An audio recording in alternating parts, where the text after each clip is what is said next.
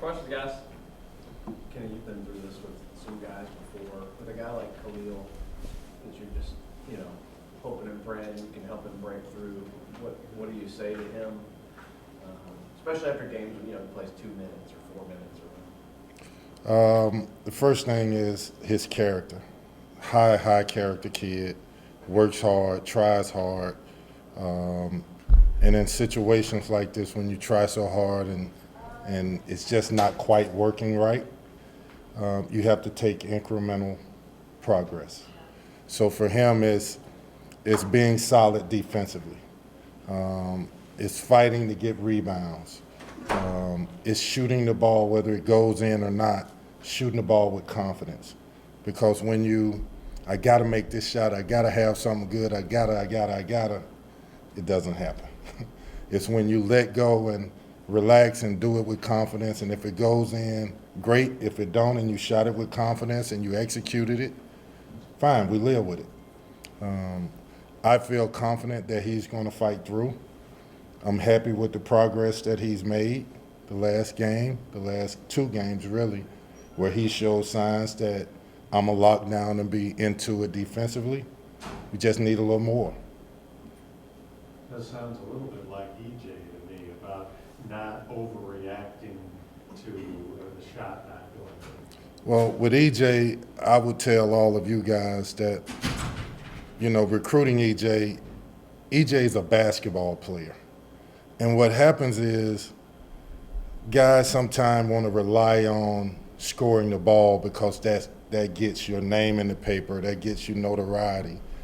E.J. Montgomery is a 6'10", great passer who is now saying, I got to get a shot, I got to get a shot. You don't have to get a shot. The shot will come to you. Drive the ball and throw lobs. Drive the ball and make passes, skip passes. Drive the ball and get fouled and make 2 free throws. Get an offensive rebound. He does the things that helps a team win, and it's not relied on by just shooting a basketball. But that's really hard at a young age with that kind of pressure on you to deal with. I really want to score the ball. Well, you're a basketball player. I played for a coach in college who told me get 12 points, 6 rebounds, and 6 assists. I didn't know what that meant. I averaged 35 in high school. But now as a grown man, I look back on it, he's saying be a complete basketball player. Do the things that your instincts do naturally, embrace that. And it's not just centered around shooting the ball. If you take the emphasis off shooting, other things come up that you find that you can get confidence in. Then shooting becomes a non-issue. As we watched Nick break through this year, was there a moment for you that was particularly important in realizing he's figured it out or he's at least come closer to figuring it out? Great question. You probably won't like the answer. I will tell you that Nick Richards had it figured out last year. As he walks by, he had it figured out last year. Nick Richards from last year, and I'm going to go back to last year instead of talking about now, he's not playing against an opponent. He stopped playing against the opponent as a freshman. Going into his sophomore year, he was playing against Nick. It's mental. So there's nothing more skill-wise. He can shoot it. He can catch the ball. He got a left hand. He got a right hand. One of the hardest things to do in this game as a post scorer, the Kareem Abdul-Jabbar sky hook. Well, I'm watching him, and we're working on running hooks across the lane. I'm seeing it with either hand. I'm seeing him be confident in shooting 15, 18-footers. So I'm seeing him get offensive rebounds. So it's mental. It's not a moment. The moment happened last year. Kenny, whatever he does, Kel's always raising the bar. How does Nick handle that, do you think? How does that play on his mind? Well, a couple things. One is Nick, growing up, was late to the game. So he didn't start playing at a young age. Nick was a piece to the puzzle, not the puzzle.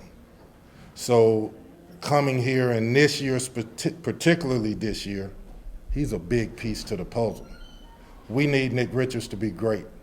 So what happens is most kids, when success happens and he's doing great, I've arrived. No, we're not going to let you relax and think you've arrived. We're going to, when you play good and we win, the next day at practice, you got a smile on your face, get your behind on that line. Like, we need you hungry every moment that you're on the court. You will never relax, not here. Is there ever a line that could be crossed and the guy gets demoralized, like, I can't please this guy? There's a lot of that. He says that to me quite frequently. But, you know, there are times when, I think a couple days ago, he was like, I know you're proud of me, hug me. Nick, I'm not hugging you. KP, I know you're proud of me, please hug me. So I hugged him. Is there a part of his game that you in particular like? I mean, of course, from what you've been working with him? I just like the fact that he's putting it all together. You know, he's showing that he can shoot the ball. He's always had a right hand, left hand jump hook. You know, I would like to see him, the best post offensive players, they make contact with the defender. Nick has a tendency to, if he's not feeling a defender in the post, he has a tendency to step out and catch the ball. That ain't our goal, is to catch the ball. Our goal is to catch the ball with a defender feeling him and roll off of him and make a shot. Kenny, Columbia is a tough place to play. I mean, especially Colonial Life Arena. It seems like the vilest of fans come out there. What is it about that place that brings out the worst in people and gets under your skin? Well, I think the first thing is their culture. Frank Martin is a tough coach, tough-minded coach. His culture is physicality, toughness, rebounding, fighting. You're not going to just walk into his arena and play basketball and it's free-flowing. He's going to make the game hard.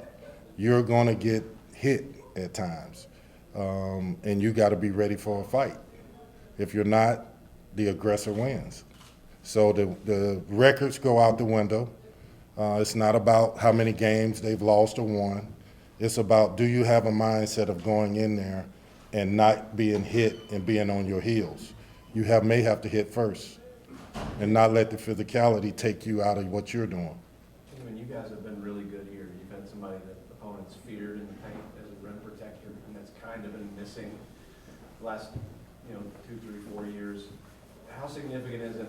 We talk about all these things about Nick, but that he's starting to be a guy that people fear. I mean, the way that Nate Oates talked about him after the game was in sort of reverence of his rim protection.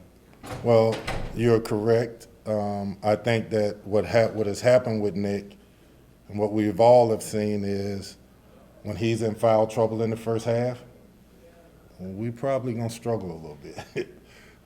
When he's playing and he's not in foul trouble, that rim protection, whether he blocks the shot or not, they're a little hesitant about going in there. So we need him to play without fouling, and he's vital in those areas.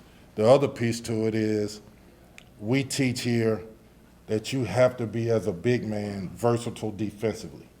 You have to move your feet. That's EJ, that's Nate, that's Nick Richards. All of them, we want them to be able to switch a ball screen, to be able to play the perimeter and do it with confidence, not the old school, well, the only time I'm going to defend is in the ball is in the post. No, we need you to move your feet and guard guards. That's value to this team, and that's value to you personally. So it's important that Nick continues to build on that without getting in foul trouble, because his shot blocking is important. Kenny, obviously you work with a lot of the post players and the big men. How much satisfaction do you take from the improvement that Nick has made, especially when Cal talks about it, everybody's on their own path, and you guys have had so many one-and-done guys. I mean, here's a guy that's in his third year, and obviously he's making big steps forward. How much satisfaction do you take in coaching a guy like that? Well, I'll tell you, it reminds me a little bit of Willie Cauley-Stein, in the fact that year one, he was really good. Nick probably wasn't as good. And when I say good, defensively. Willie was off the charts feet-wise defensively. He could move his feet with anybody. Year two, Willie came in and said at the end of the year, the beginning of the year, KP, I think I want to leave at the end of this year. Willie, you can't leave here just being one-dimensional. You have to have a confidence that you could play some kind of offense. Well, that was in November. We leave to go to the NCAA tournament, and there's a note on my wall where the wall is closed. I'm coming back for year three because of what you said in November. So that transformation to his junior year, went 6th pick in the draft. So when I think about Nick, I think about how much he's conquered mentally, but how far he has to go as well. So yeah, I'm pleased, but by no stretch of the imagination has Nick Richards reached how good he could be. He still has a lot of blocks mentally that he has to overcome. But a 7-footer that runs like that, that has the ability to shoot the ball like that, that jumps elbows at the top of the square. I mean, he has physical gifts that are off the charts. His only issue is how he perceived those physical gifts. It's not skill-wise. So there's a lot left in him. Can you Talk give to us more an guys. update on Johnny? Johnny is getting better. I think he started practice a couple days ago. He's been doing well. Got to work him back into the rotation and see, where he helps us. It starts with defense. I know everybody wants to talk about his shooting, and he's known as a shooter, but we need guys that can defend and get us stops. You talk about keeping Nick humble in a sense. How do you keep the entire team also humble with some of the recent success he's had? Great question. I think Ashton is another example where everybody's talking about National Defensive Player of the Year. Well, from our standpoint, from coach's standpoint, he's not close. He's not as disciplined as he needs to be the best defender in the United States in college basketball.